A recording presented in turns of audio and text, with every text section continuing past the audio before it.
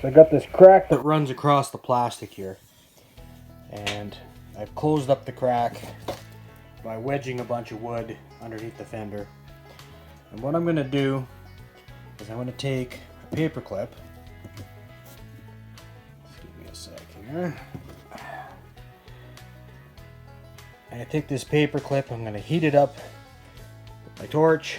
I'm going to get it hot, and I am going to shove it into the plastic and bridge across the crack and work my way across and seal it up. And I'm going to see how effective this is. I tried a couple different things. I got it really hot, shoved it in, and as long as you can get it to go in flat, it goes pretty good. This one didn't go flat, so I had to heat it up again to shove it into the plastic. Made a mess.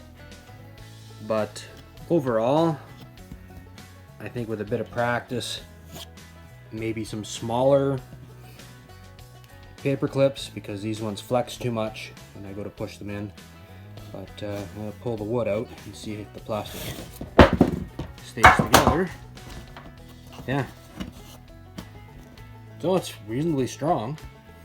So now I just need to get a zip grinder and just zip off these ends.